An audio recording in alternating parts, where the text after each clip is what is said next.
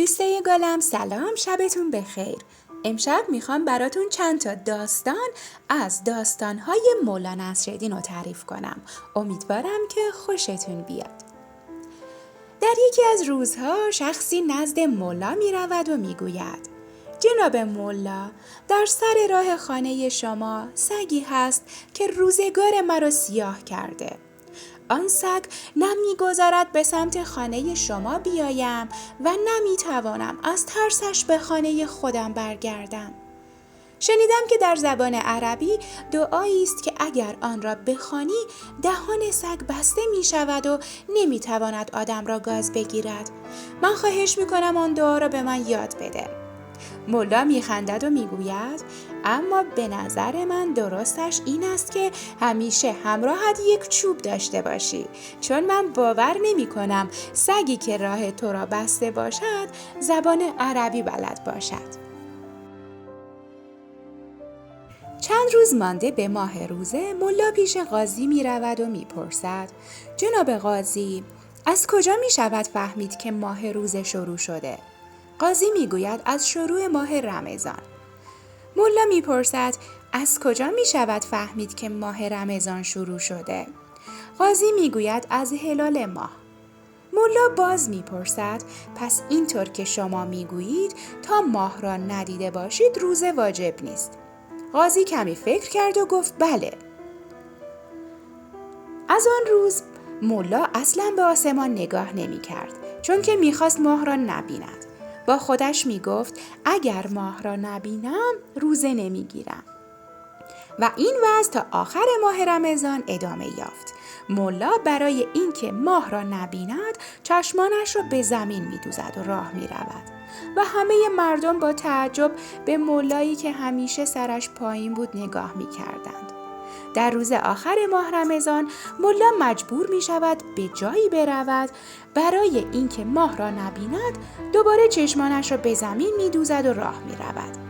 یک مرتبه در سر راهش یک حوض آب نمایان می شود و چشم مولا به آب می افتد و در آنجا عکس ماه را می بیند و عصبانی می شود و فریاد می کشد و به ماه می گوید: تو دیگر چقدر سمج هستی، اما حالا که اینطور است از لج تو هم که شده حوض که خوب است، اگر عکست در دریا هم بیفتد باز روزه نمی گیرم.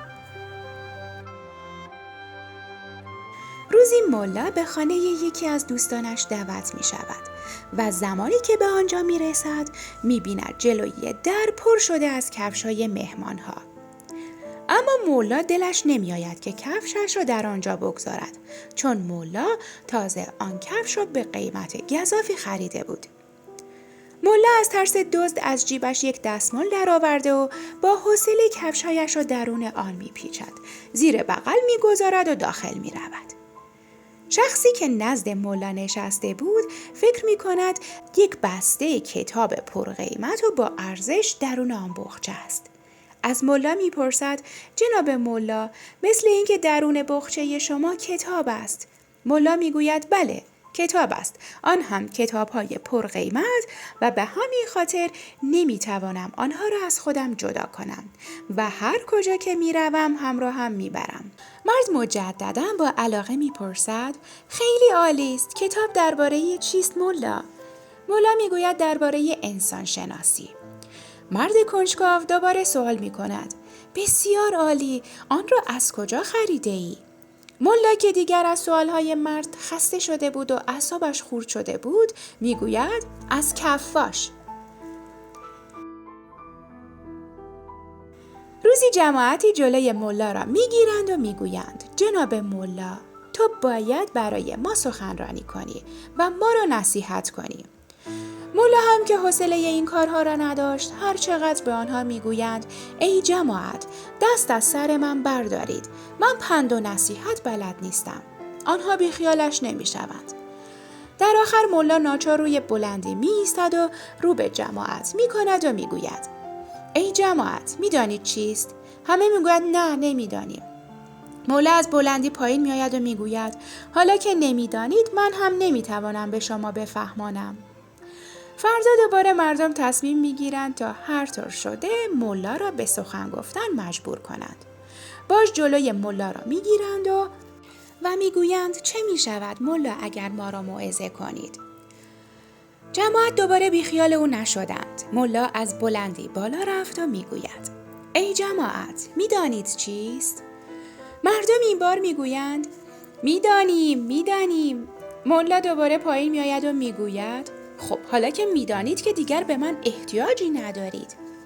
مردم که میبینند دوباره ملا با حیله‌ای فرار کرده، تصمیم میگیرند تا فردا مجدداً با نقشه جدید ملا را مجبور به سخنرانی کنند. دوباره فردا ملا را مجبور میکنند که از منبر بالا برود. ملا باز هم همان سوال را میپرسد. جماعت میدانید چیست؟ چند نفر زود میگویند میدانیم. اما چند نفر دیگر بلافاصله میگویند نه ما نمیدانیم، تو بگو ببینیم چی هست.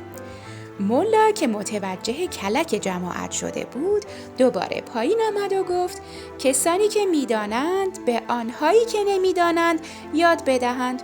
من کار دارم و باید بروم.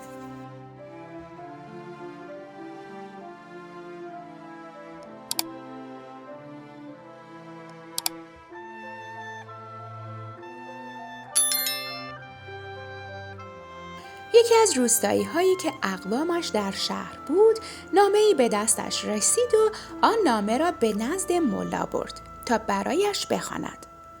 ملا نامه را باز می‌کند و می‌بیند در هم و بر هم نوشته شده و بسیار بدخط است.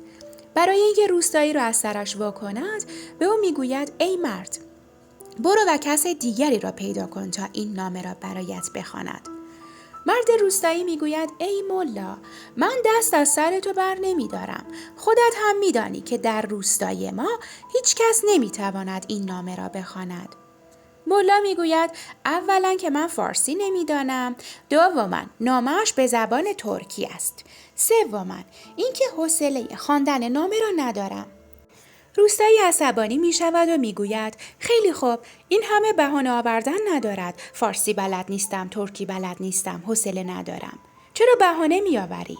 پس چرا عمامه بام بزرگی را روی سرت گذاشته ای؟ ملا می خندد و می گوید اگر با عمامه می توانی نامه بخوانی، بفرما. این را بگذار روی سرت و نامه را بخوان.